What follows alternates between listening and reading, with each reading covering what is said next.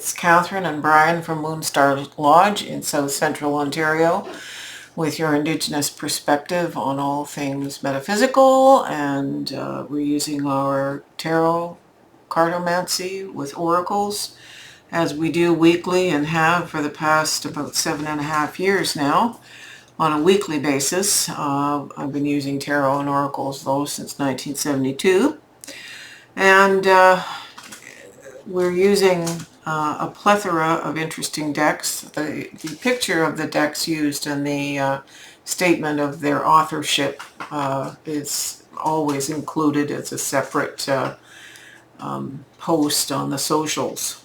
So we're back at the same decks as last week, and without further ado, let's go to the cards.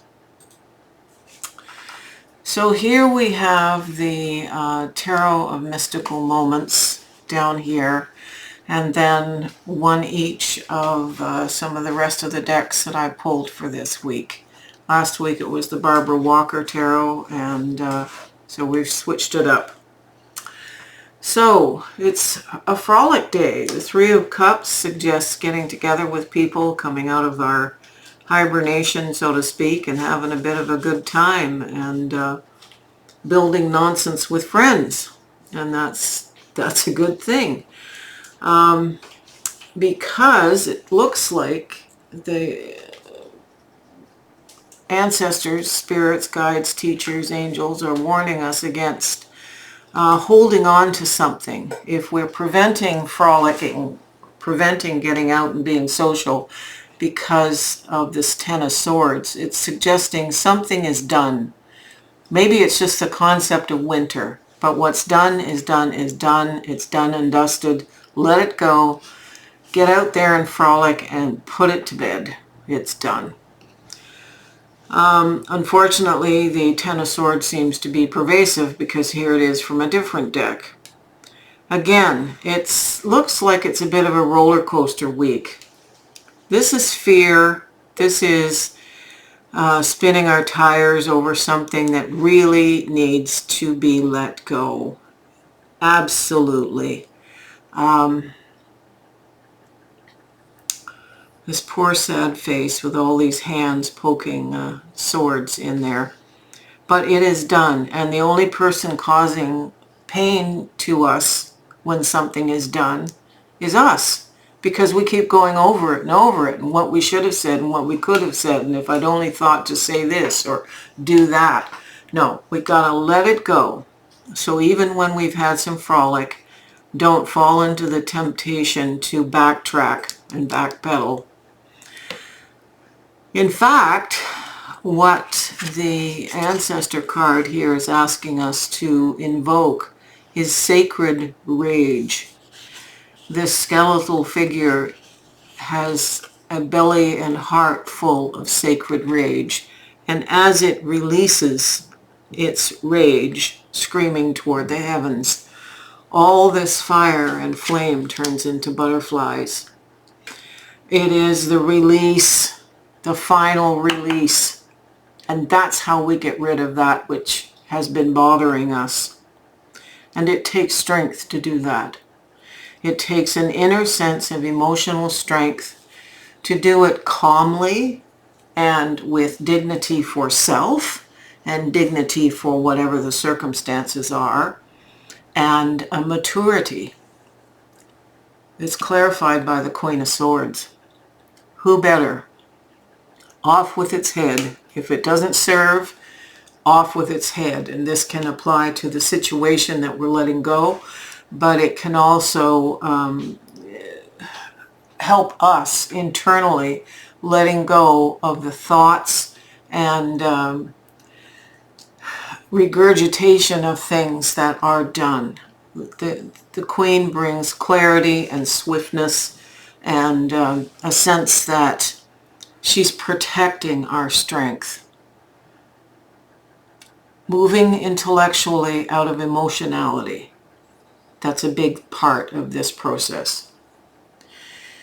We have the Knight of Wands again. He was here last week with a slightly different interpretation, but the Knight of Wands here is a bit of a daredevil. He's a bit impetuous. He's going for the fun and the adventure.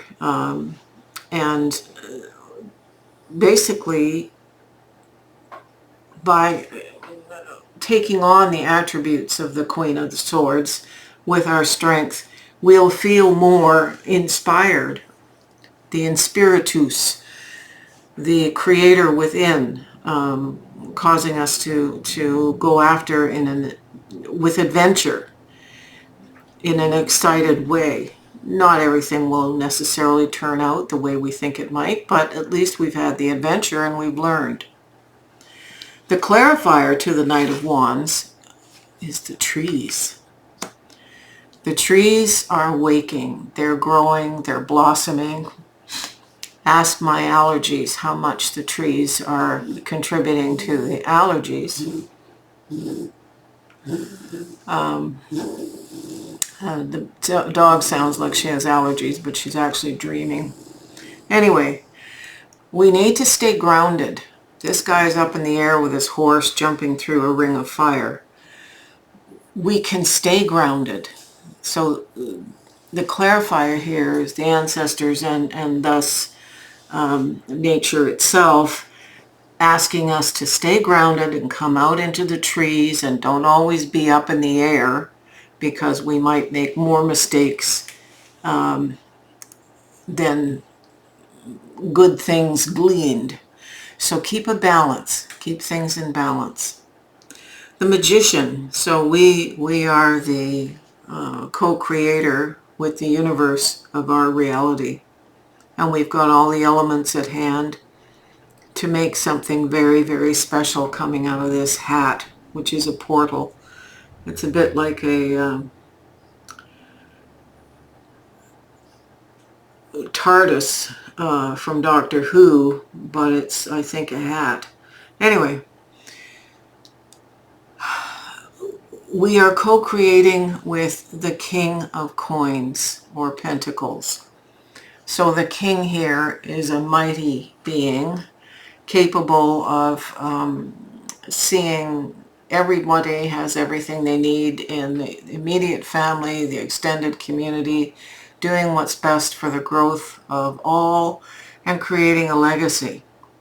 So this is where we've come, out away from this Ten of Swords, letting the past go and moving into the future. But here's the Eight of Swords. So what really we do when we fall back into old patterns is trap ourselves. We're not trapped. We just think we're trapped. We're not looking up. We're not looking beyond. So Spirit is reminding us that we really need to be looking up. We can still hold our umbrella, but this is the Oh Sunny Day card. Very interesting imagery here, that it quite a bit the same. This is stars, this is night, the cage is sitting, the angel seems trapped, and yet this person is sitting on an image that's very similar. The arch of the lid of the cage is very similar to the arch of this mushroom. We see the sun if we go looking for it. We see sadness if we don't look for it. We see fear if we keep our head down and pulled inside. We need to observe the grandfather sun is out there. And it is a sunny day if we choose to see it as a sunny day. That's huge. And the final thing is the balance of the Two of Swords. Again, a card we had last week. So all this up and down stuff, by the end of the week we have balance. And that's a good thing. Because we have the counterpart here to the Queen of Swords. Different deck. This is the King of Swords. Let's see who Barbara Walker says the King of Swords is. Yama. All right, so the King of Swords has slain the bull and is dressed as a bull. Curious. So the King of Swords is, again, leadership, ownership, being intellectual about things and not overly emotional and withdrawn. That's a really wonderful reading to help us with some direct interpretation of how to keep ourselves, what to hold on to when we feel ourselves being overwhelmed. All right, you can flip the camera, Brian. We've had a few readings this week that I've saved. Not this week, this past couple of months, what am I saying? I've got channeling head right now and allergies.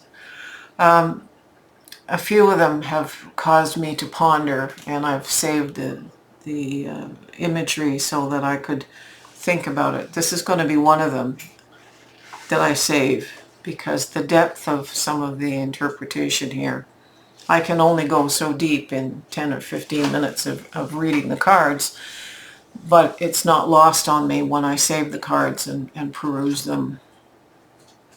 Anyway, thank you for your support, your time, your love, your gifts, smashing that like button, poking that subscribe, getting us getting us out there. Like, you're helping us as agents of change to get us out there to more people, because if Google sees the likes going up and stuff, they think we are a channel of worth.